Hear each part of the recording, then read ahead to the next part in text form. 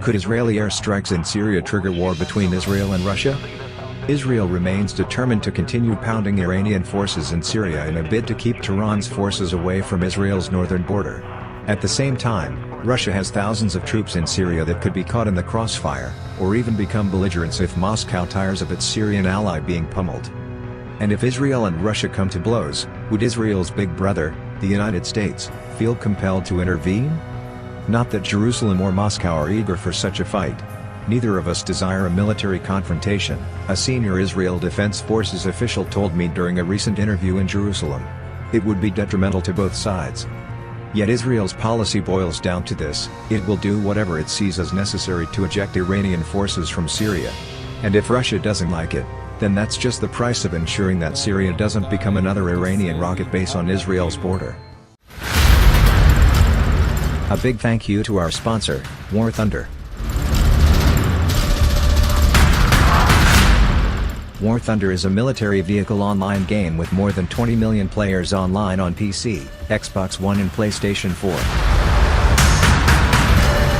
You can play with more than 1,200 aircraft, tanks and ships from World War II to the end of the Cold War, and all in one massive game. Hurry, and join War Thunder today for free. Use the link in the description below for a premium tank or aircraft and a 3 days account boost as a bonus. Relations between Jerusalem and Moscow are far warmer than during the Cold War. The result is a strange embrace reminiscent of the US-Soviet détente of the 1970s.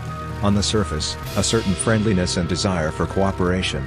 Yet beneath the smiles is wariness, suspicion and a clash of fundamental interests. No one in Israel is confused about who the Russians are and who they are aligned with, said the IDF official, who spoke on condition of anonymity. The Russians are not our allies, to put it mildly. We have one ally, and that is the United States. The Russians are here for totally different objectives. They are supporting a regime, Syria, that has an outspoken goal of annihilating Israel if it only could. They are also part of a coalition that supports Iran. Just how easily Israeli military operations can trigger an incident became evident during a September 2018 strike on ammunition depots in western Syria. Anti-aircraft missiles launched by Syrian gunners accidentally shot down a Russian Il-20 surveillance aircraft, killing 15 people. Israel denies Russian accusations that it deliberately used the Russian plane as cover, or failed to give Moscow sufficient warning of the raid. Yet Russia still blamed Israel for the mishap and retaliated by supplying advanced S-300 anti-aircraft missiles to Syria. Nonetheless, Israel sees value in Russia as a potential restraint on Iran, and a possible lever to get Iranian forces out of Syria. After a February meeting between Prime Minister Benjamin Netanyahu and President Vladimir Putin to mend fences after the Il-20 incident, Israeli officials claimed Putin had agreed that foreign forces should withdraw from Syria. For Moscow, friendly relations with Israel offer more influence in the Middle East even as America may be scaling down its presence in the region. Still, the Kremlin has denounced Israeli strikes in Syria as illegitimate.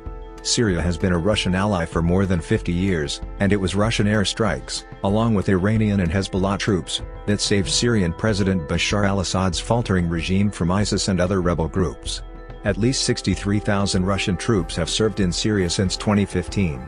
Though Putin has promised since 2016 that Russian forces would withdraw, Russia currently retains more than 5,000 troops and private military contractors in Syria, backed by several dozen aircraft and helicopters.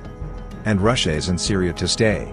The Syrian port of Tartus is Russia's only naval base in the Mediterranean. In 2016, Moscow and Damascus signed a 49-year agreement that allows nuclear-powered Russian warships to operate from there. In addition, Russian aircraft and surface-to-air missiles, including the long-range S-400 air defense system, operate from at least 2 air bases in western Syria.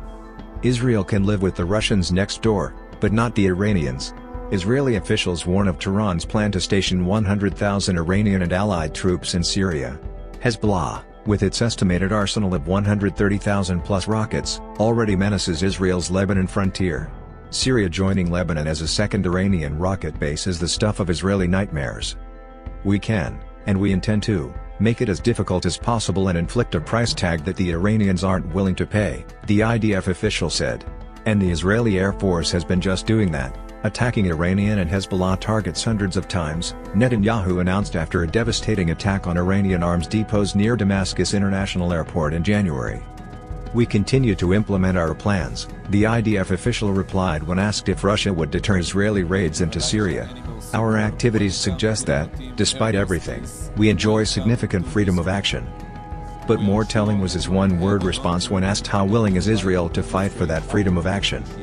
Which leaves the question, can Israel target Iran and Syria without triggering a clash with Russia? There are deconfliction mechanisms in place, including a hotline between the Israeli and Russian militaries. "We are very strict about informing the Russians about our activities and that their operational picture is up to date," said the IDF official. Yet those procedures were not sufficient to avoid a downing of a Russian plane. Perhaps that ill-fated Il-20 was just at the wrong place at the wrong time. Still, it is not hard to imagine a multiplicity of equally fatal scenarios. Russian advisors or technicians caught in an Israeli raid on an Iranian or Syrian installation.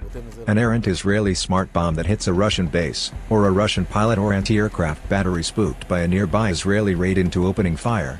Or, perhaps Russia will just feel obligated to support the prestige of its Syrian ally and its shaky government. Just how incendiary Syrian skies are for everyone became evident in December 2017, when US F-22 fighters fired flares to warn off two Russian Su-25 attack jets that breached a no-go zone in eastern Syria. To be clear, the IDF is neither boastful nor belligerent about its capabilities versus Russia, a former superpower with the largest nuclear arsenal on the planet. The IDF official likened Israel to the mouse that roared, the classic novel of a tiny nation that challenges the United States. But if Israel resembles any mouse, it's Mighty Mouse, small, powerful and not afraid to use its fists. In fact, what makes a potential Israel-Russia battle so dangerous is that it is not hypothetical. After the 1967 Six-Day War, Soviet fighters were sent to Egypt. This led to a notorious July 1970 incident when in a well-planned aerial ambush over the Suez Canal, Israeli fighters shot down 5 Soviet-piloted MiG-21 jets in 3 minutes. On the other hand, Russia doesn't need to fight Israel to hurt Israel.